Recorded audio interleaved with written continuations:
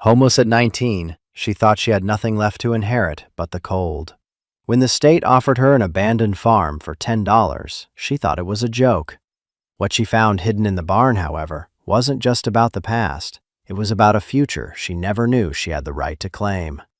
If you've ever felt like you were starting from zero, with nothing but the clothes on your back and a story nobody wanted to hear, then you know a little of what I'm talking about. Stick with me, and maybe we can find our way through it together. The day it all changed was a Tuesday. I only remember because Tuesday was release day at the shelter. The day you had to pack your single bag and be out by 9 a.m. so they could clean the cots. A weekly eviction that served as a sharp reminder of our impermanence.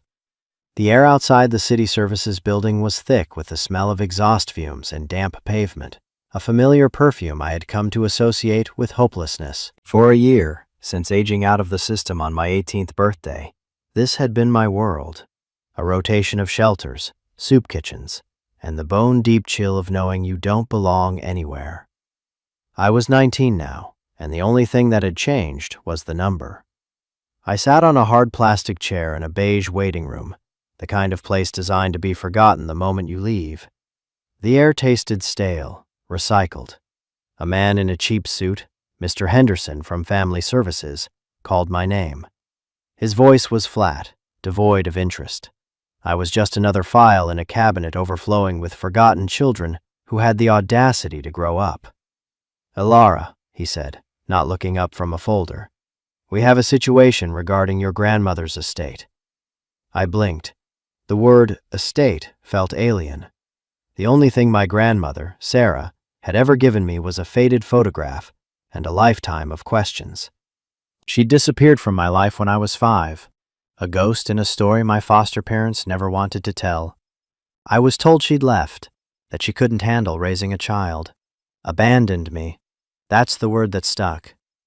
"I don't have an estate," I said, my voice barely a whisper. "There's nothing."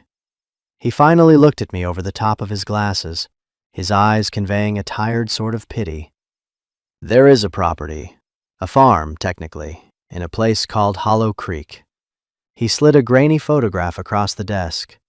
It showed a collapsing farmhouse, its porch sagging like a tired mouth, surrounded by a sea of overgrown weeds. A skeletal barn stood behind it, its roofline a jagged scar against a gray sky. According to state law, as the only known heir, you have the first right of refusal. The property has significant tax delinquency.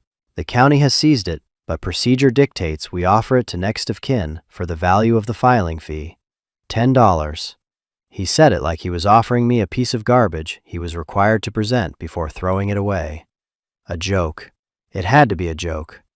$10 for a farm. A broken, forgotten farm, but still, land. A roof. Or what was left of one. "What's the catch?" I asked, my voice tight. Hope is a dangerous thing when you have nothing. A flicker of warmth that can lead to a much deeper cold. "The catch," he said, leaning back, "is about $80,000 in back taxes and liens. Furthermore, the property is condemned. A development corporation, Westwood, has already filed a motion to purchase it from the county for demolition once the probate period officially closes, which is in 90 days. He tapped the file. "If you claim it, you assume the debt and the fight. My advice? Don't. Sign this waiver, let the state handle it. We can focus on getting you into a transitional housing program." His advice was sound, it was logical, it was the only sane choice. A mountain of debt for a pile of rotten wood. It was an anchor, not a life raft. But as I stared at that photograph, at the skeletal frame of the barn, something stirred in me. It was the first thing in my entire life that had ever been offered to me. The first thing that was mine, even if it was broken. It was a piece of her, the woman I only knew from stories that painted her as selfish and weak. Maybe, just maybe, the stories were wrong. Or maybe I was just tired of sleeping in rooms with 50 other people, of feeling the constant gnawing anxiety of having nowhere to go. This was a nowhere. But it was a specific nowhere, a nowhere with a name. "Where do I sign?" I asked. Henderson sighed. a long, weary sound, and pushed a different form toward me. My hand trembled as I took the pen. The ink was a startling, definitive blue against the pale yellow paper.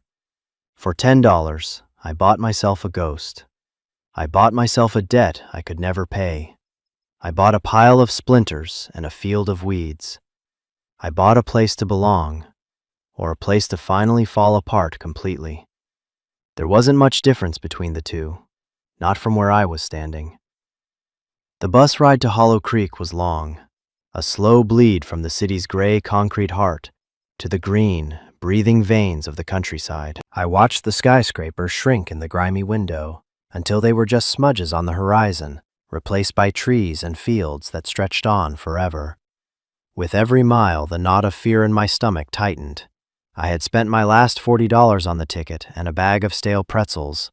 The $10 bill for the farm was tucked safely in my pocket, a flimsy symbol of the most reckless decision of my life. The bus driver, a man with a kind, tired face, announced the stop for Hollow Creek with a sympathetic glance in my direction. "You sure this is where you want to get off, kid?" he asked as I stood. "Not much out here." "I'm sure," I said, trying to sound more confident than I felt. He shrugged and pulled over at a lonely crossroads marked by a leaning, rust-stained sign. The air that hit me when the doors hissed open was different. It was clean, crisp, and smelled of damp earth and pine. It was so quiet. The city's constant hum was gone, replaced by the whisper of wind through the trees and the distant call of a bird. I stood alone on the side of the road, my single backpack feeling impossibly heavy, and watched the bus become a red speck in the distance. I was truly, completely alone. The directions Mr. Henderson had given me were simple. Follow the old county road for 2 miles. The road was cracked asphalt, slowly surrendering to the grass and weeds pushing up through its fissures. The walk was a meditation. The silence pressed in on me, huge and unfamiliar. For the first time in years, I could hear my own thoughts clearly, without the noise of sirens, arguments through thin shelter walls, or the frantic beat of my own heart trying to keep up with the city's pace. My thoughts were not comforting. They were a chorus of doubt. "What are you doing? You can't fix a house. You can't pay a debt. You traded a cot in a warm room for a field of weeds under an open sky. You are a fool." But with each step, another, quieter voice spoke. It was a voice that felt like it came from a deeper place, a part of me I had forgotten existed. It simply said, "Keep walking. You're going home." I didn't know what that word even meant. Home was a concept, a word other people used to describe a place I'd only ever seen in movies. It was 4 walls, a soft bed, a door you could lock. My homes had been temporary, conditional, and never, ever mine. After what felt like an eternity, I saw it. Tucked behind a curtain of overgrown lilac bushes, just as broken and defeated as it looked in the photograph. The farmhouse sagged, its paint peeling like sunburnt skin. Windows were boarded up or shattered, dark, vacant eyes staring out at me. A stone path, almost completely swallowed by moss and dandelions, led to a porch that was missing half its floorboards. It was a ruin, a beautiful, tragic ruin. I walked up the path, my sneakers sinking into the soft earth. The air was heavy with the smell of decay, but also something else. Wild roses, honeysuckle, the sweet scent of life stubbornly thriving in the midst of death. I reached the front door. The wood was gray and splintered, the knob a bloom of rust. There was no key. I didn't need one. I pushed, and it groaned open on protesting hinges, revealing a dark, dusty interior.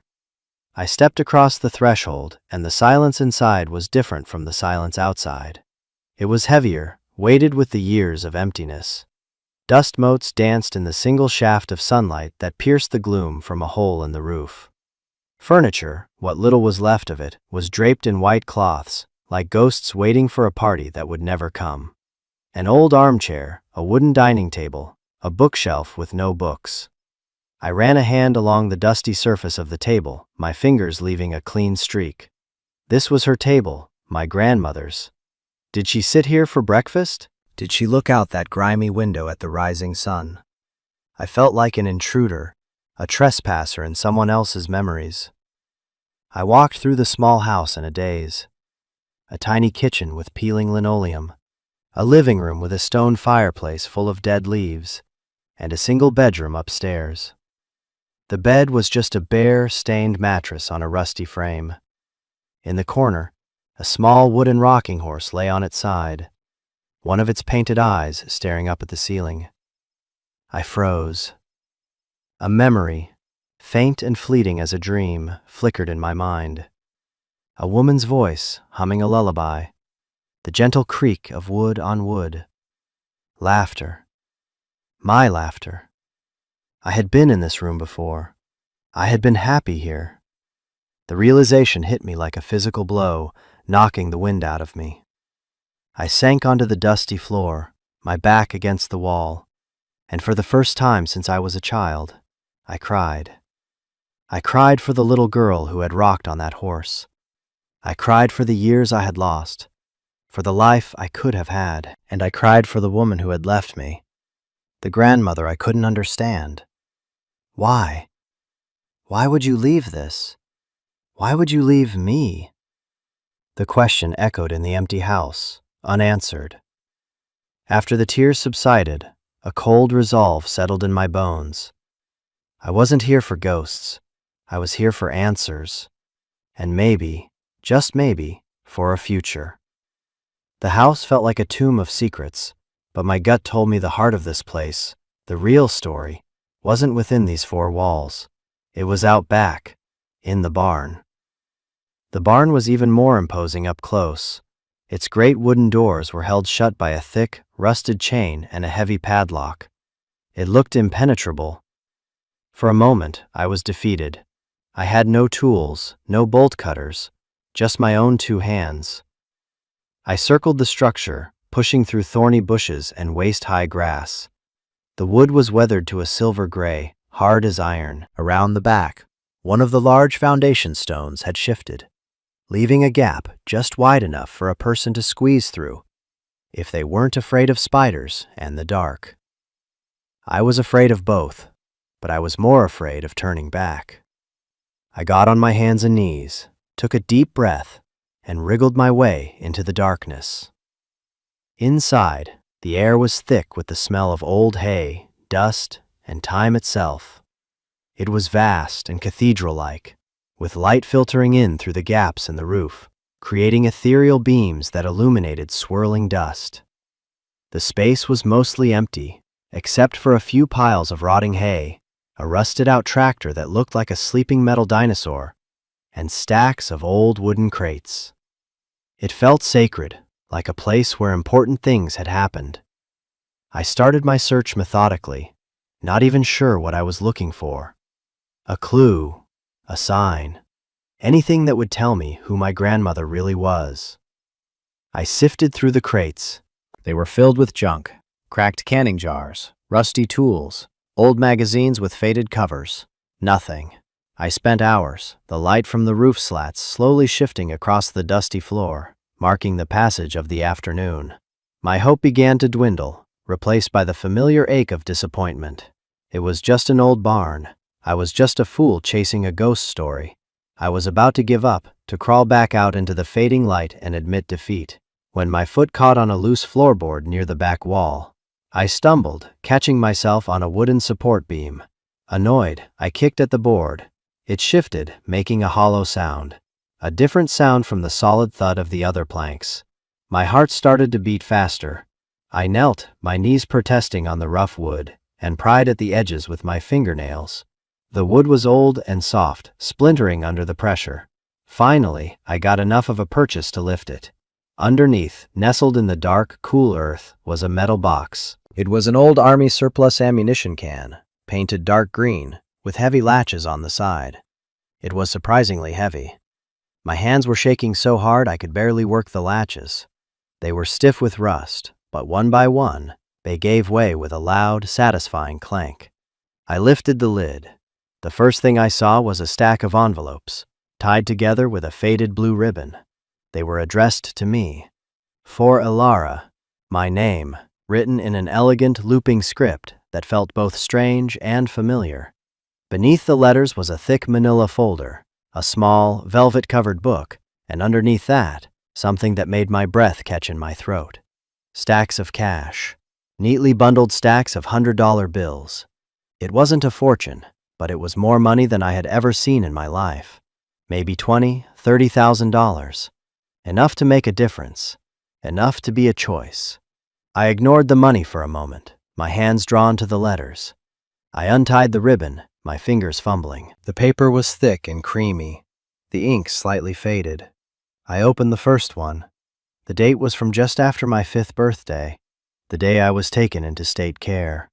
"My dearest Alara," it began, "if you are reading this, then I am gone, and the world has failed us in more ways than I can count. But know this, my little bird, it was never because I didn't love you. It was because I loved you too much to let you be destroyed with me." The words blurred through my tears. I sat there, on the floor of a decaying barn, surrounded by the ghosts of my past, and I began to read the story of my life. A story I never knew. The letters, there were dozens of them, were not just letters. They were a chronicle, a confession, a last will and testament of a woman I had been taught to resent. My grandmother Sarah wasn't weak. She was a fighter.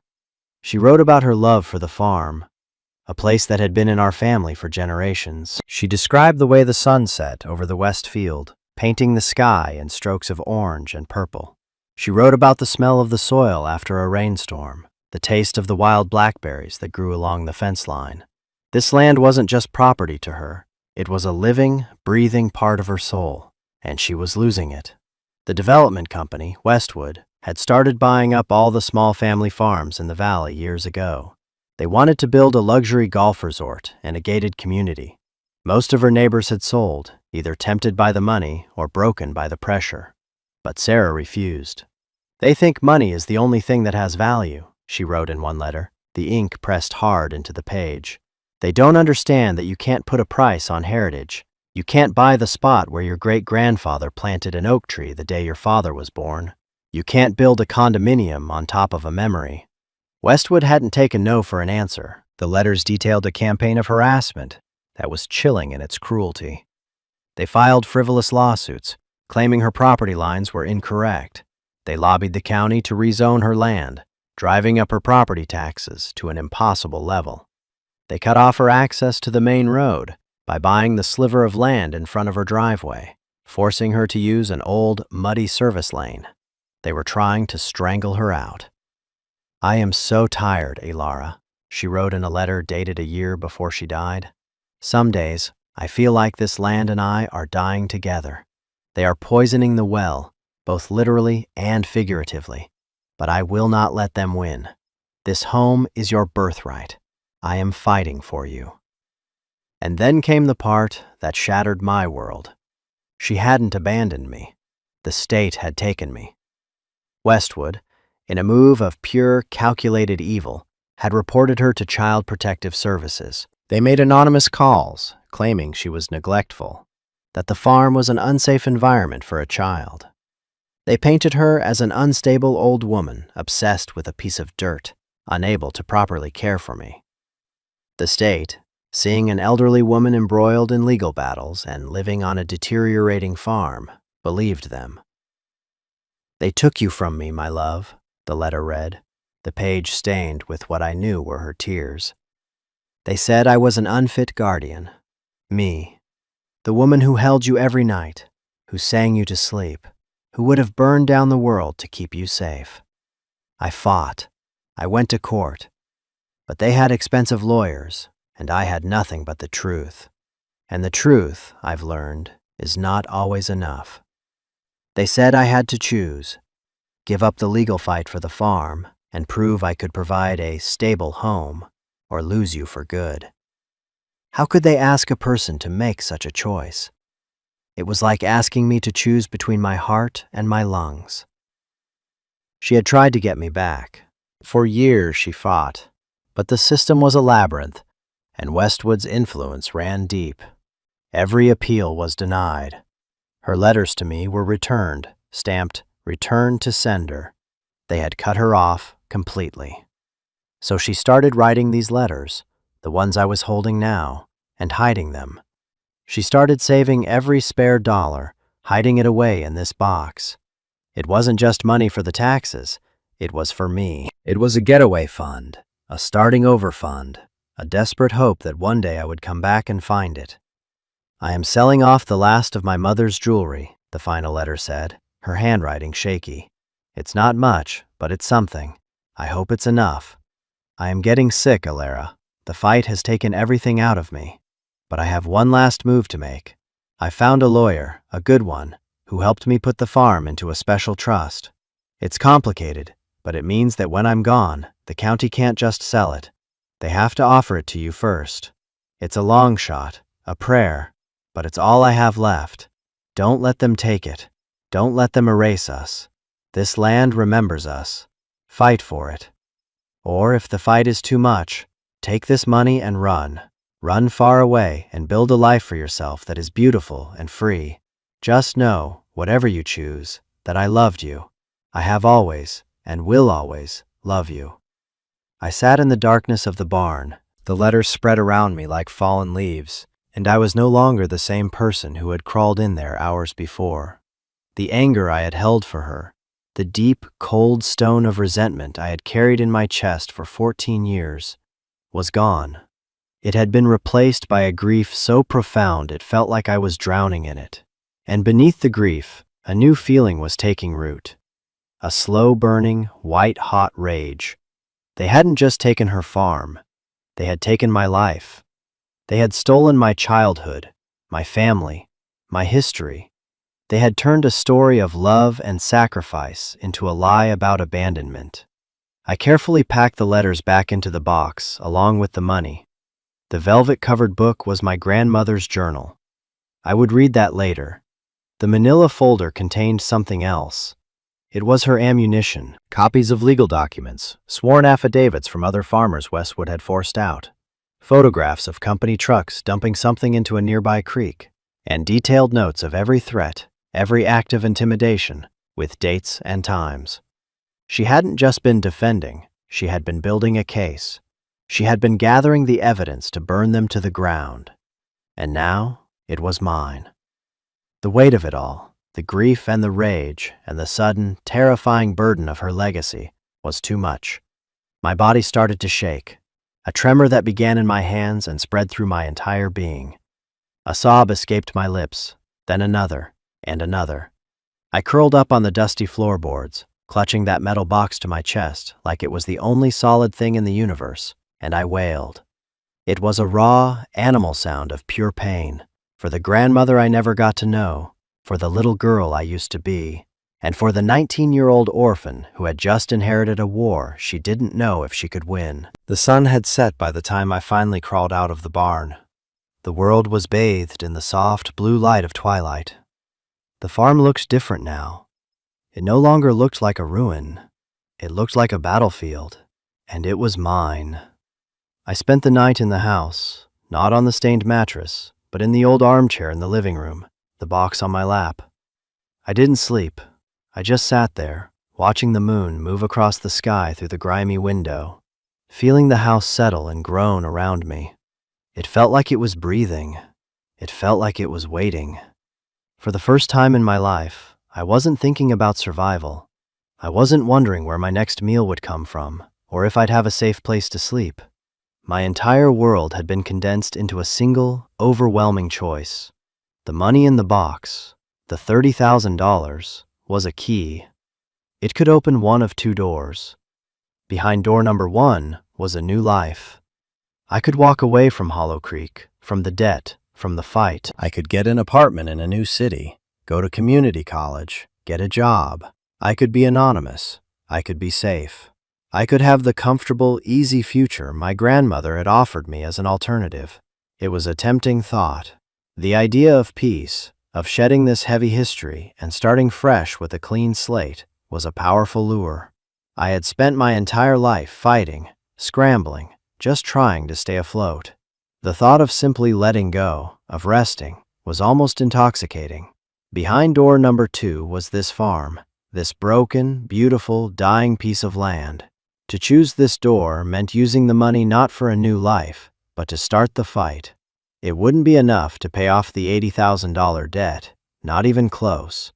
But it might be enough to hire a lawyer, to pay the most critical fees, to stop the immediate foreclosure. It would be enough to stand my ground. It meant choosing a life of struggle, of uncertainty. It meant taking on a powerful corporation that had already destroyed my family once. It meant trying to fix a house that was falling down, to heal land that had been neglected. It meant staying. It meant honoring her. What was I honoring, really? A memory? A ghost? Was it my duty to finish a fight that had killed her? Or was my duty to myself, to finally build a life free from all this pain? The next morning, my phone, a cheap prepaid model with a cracked screen, rang. It was a number I didn't recognize, with a slick, corporate-sounding area code. I almost didn't answer. "Is this Alara?" a smooth, confident voice asked. "My name is Marcus Thorne. I'm a senior associate with Westwood Development's legal team." My blood ran cold. "How did you get this number?" "We're very thorough," he said, a hint of smugness in his tone. "Listen, I'm calling as a courtesy. We're aware you've taken possession of the old Miller property. A sentimental choice, I'm sure, but not a practical one. We both know the property is unsalvageable and the debt is insurmountable." He paused, letting the words hang in the air. "However, Westwood is prepared to be generous. We'll absorb the entire tax lien. We will forgive the debt. And on top of that, we are prepared to offer you a one-time settlement of $250,000 for you to sign the deed over to us. No questions asked." The number hit me like a physical force. $250,000. It was an impossible sum, a fairy tale number. It was more than just a new start. It was a new universe. I could go anywhere, do anything. School, travel, a real home with new furniture and a door that locked with a key I owned. Everything I had ever dreamed of when I was shivering on a shelter cot. All I had to do was sign a piece of paper. All I had to do was let them win. Let them bulldoze this house, this barn, this land. Let them erase the last trace of Sarah Miller. Let them pave over her memory and build their soulless paradise on her bones. "This is a life-changing amount of money for someone in your position, Alara," Thorne said, his voice dripping with condescension. "It's a clean break, a gift. The offer is on the table for the next 48 hours. I looked around the dusty living room, at the ghost-white sheets on the furniture, at the shaft of light cutting through the gloom. I thought of my grandmother's hands, writing those letters, her ink filled with love and rage. I thought of the rocking horse upstairs, a silent witness to a stolen childhood. I thought of her, alone, fighting these people until her last breath. They weren't just offering me money. They were offering me a bribe to desecrate her grave. They were asking me to sell my own story, my own history, for cash. And I finally understood. The real inheritance wasn't the money in the box. It wasn't even the land itself. It was the choice. The choice to be someone who runs or someone who fights. For 14 years, I had been running, surviving, moving from one temporary place to another. I was tired of running. "No," I said. The word was quiet, but it felt like the loudest sound I had ever made. There was a beat of silence on the other end of the line. "I'm sorry, I don't think I heard you correctly."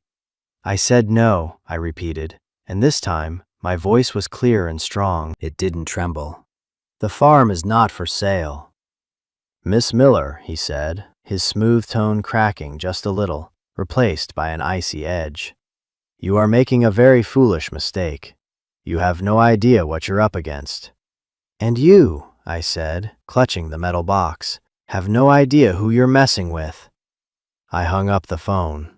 The silence that followed was different. It wasn't empty anymore. It was filled with purpose. I knew what I had to do. The first call I made was to the only official person who had ever shown me a shred of decency, even if it was buried under a mountain of bureaucracy. Mr. Davies, the pro bono lawyer who had handled my transition out of foster care, he had been the one to connect me with the state services that led me to the farm. "Mr. Davies," I said when he answered, "it's Alara, the girl with the farm." Ah, yes, he said, his voice weary. I was hoping you'd call to tell me you signed the waiver. I did the opposite, I said. I'm here, and I'm not leaving, but I need help. I think my grandmother was run off her land illegally, and I think I can prove it. I told him everything, about the box, the letters, the cash, the folder of evidence. I told him about the phone call from Westwood. For a long time after I finished, he was silent. I could hear the faint sound of him breathing on the other end of the line. Mr. Davies, are you there? I'm here, kid, he said, and his voice had changed. The weariness was gone, replaced by something I couldn't quite identify. I've been a public defender for 30 years. I've seen a lot of terrible things, but this is a whole other level of corrupt. You know they'll bury you in legal fees, right? They will try to ruin you. They already did, I said simply. I've got nothing left to lose, and I have $30,000 that says I can get started. There was another pause. All right, Alara, he said, and I could hear the smile in his voice. All right, scan and email me everything in that folder. Don't touch the original documents. I'll file for an immediate injunction against the county sale and a stay on the condemnation order, pending investigation. It's a long shot, but your grandmother's documentation might just give us the leverage we need. This isn't my area of expertise, but I know a guy who eats corporations like Westwood for breakfast. He owes me a favor. For the first time, a real, genuine sliver of hope, bright and sharp, pierced through the grief. I wasn't alone in this fight. The consequences of my choice began immediately. Hanging up with Mr. Davies, I was left with a silence that was no longer about the past, but about the overwhelming present. The farm was still a wreck. The debt was still a mountain. But now, I had a plan. A fragile, terrifying, beautiful plan. The first step was survival. I used a few $100s of the cash for a trip to the nearest town. I bought a sleeping bag, a cooler, canned food, work gloves, heavy-duty trash bags, and a second-hand toolbox. The cashier at the hardware store, a woman with kind eyes and calloused hands named Martha, gave me a long look. "You're the girl who moved into the old Miller place, aren't you?" she asked. "News travels fast in a small town." "I am," I said, bracing myself for judgment. Instead, she just nodded slowly. "Sarah was a good woman," she said quietly. "Stubborn as a mule, but good. She loved that land. A lot of us were sad to see what happened." That small acknowledgement, that simple validation from a stranger, felt like a gift. I wasn't just fighting for a ghost. I was fighting for a person the community remembered. I went back to the farm and I started to work. I began with the house, not with the big, impossible repairs, but with the small, manageable acts of reclaiming it. I filled dozens of trash bags with debris, dead leaves, and forgotten junk. I swept away the thickest layers of dust and grime. I pulled the rotting boards from the porch, stacking them in a pile to be burned. Every movement was an act of defiance. Every bag of trash I dragged out the door felt like I was clearing away the neglect, not just from the house, but from my own life. It was back-breaking, filthy work. I ended each day covered in sweat and grime, my muscles screaming in protest. But as I sat on the now-cleared porch, eating cold beans from a can and watching the fireflies begin to dot the twilight, I felt a sense of satisfaction I had never known. I was building something, or rather, I was uncovering something that had been there all along. A few days later, a dusty pickup truck rumbled up my overgrown driveway. An old man with a weathered face and a friendly smile got out. "Name's George," he said, extending a hand. "I own the farm next door. Martha over at the hardware store told me you were here. Said you were trying to fix the place up." I shook his hand. "Alara, I'm trying." He looked at the pile of debris, at the cleared porch, and then back at me. He nodded. "Your grandmother was a friend of mine. We fought those Westwood bastards together back in the day. They got me, in the end. Drove my taxes up so high, I had to sell off half my acreage to them, just to keep my house." His eyes were filled with a distant pain. "I always felt guilty about that. Felt like I abandoned her in the fight." He looked at me, a new determination in his eyes. "Well, I'm not going to make that mistake twice. What do you need?" That was the beginning. George started showing up every few days. He taught me how to patch the hole in the roof. He brought over a generator so I could have power. His wife, Mary, would bring me hot meals in casserole dishes, her quiet kindness a balm to my frayed nerves. Martha from the hardware store would give me discounts on supplies. The bus driver who had dropped me off started honking and waving whenever he passed by. It was a slow, quiet process, but I was being woven into the fabric of a community I never knew existed. They were my grandmother's people, and now they were becoming mine. Mr. Davies was true to his word. The injunction was filed. Westwood's lawyers responded with a barrage of motions to dismiss, but the evidence my grandmother had collected was solid. The affidavits from other farmers, including George, gave our case weight.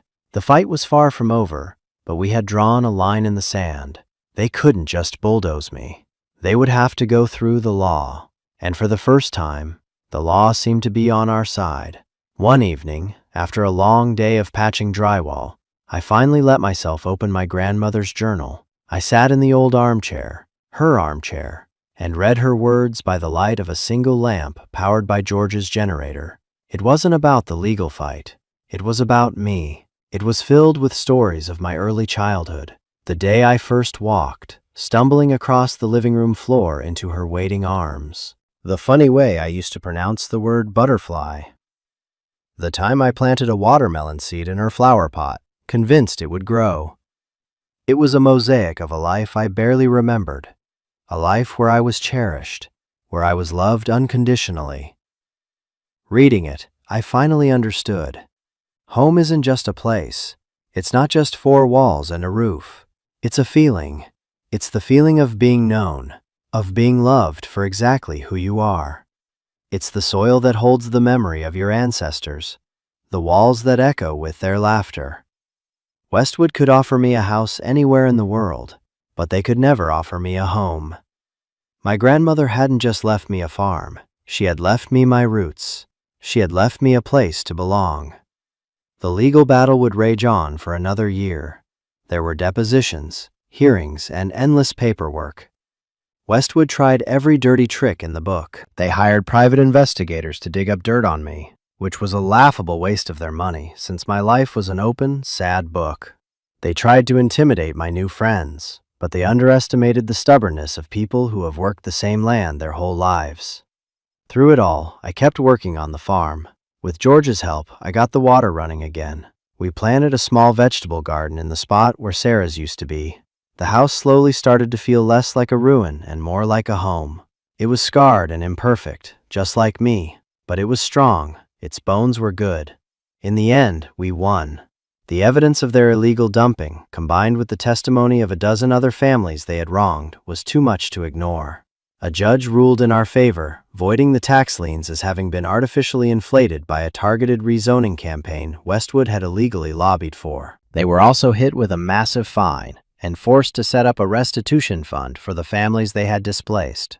I didn't get any money from that fund, but I got something better. I got to keep my home. The farm was officially, legally, and truly mine. The $80,000 debt was gone, wiped away by a judge's signature. All it cost was everything. Today I am 21. I'm sitting on the porch of my farmhouse. The boards no longer groan. They are solid and new beneath my feet, replaced with wood from a fallen oak on the property.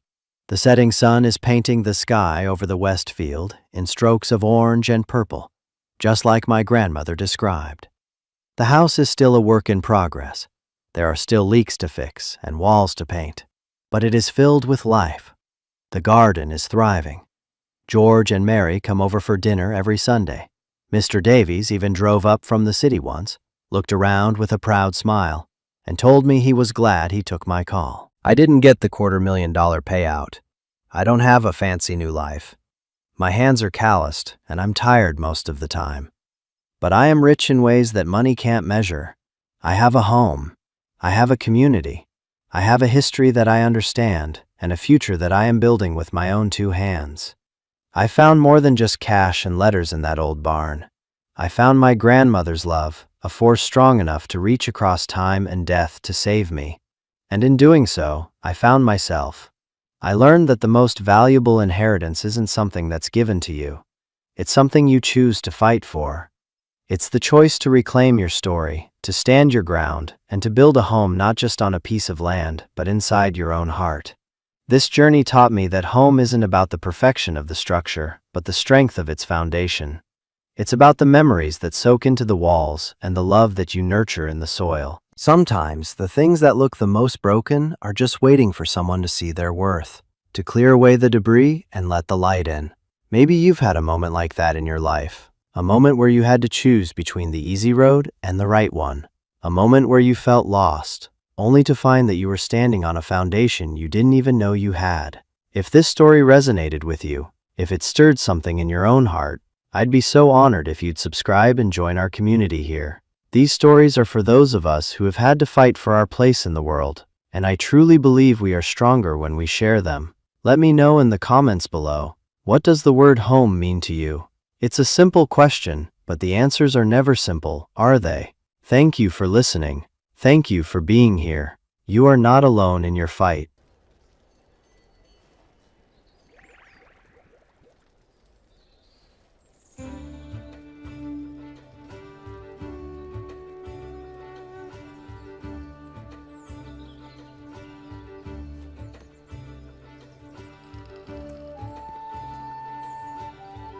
L'impression de vraiment tomber malade. Ça fait que 5 fois Suki. Ouais, je sais pas. Beaucoup trop. Beaucoup trop. Bonjour, tu vas faire quoi?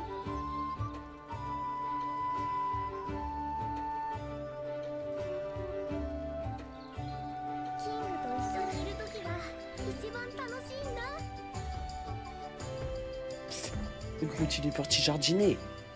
Alors, je l'ai tenté au moins 25 fois, c'est vrai. Est-ce que c'est pas plus simple à la manette qu'au clavier quand même, les amis?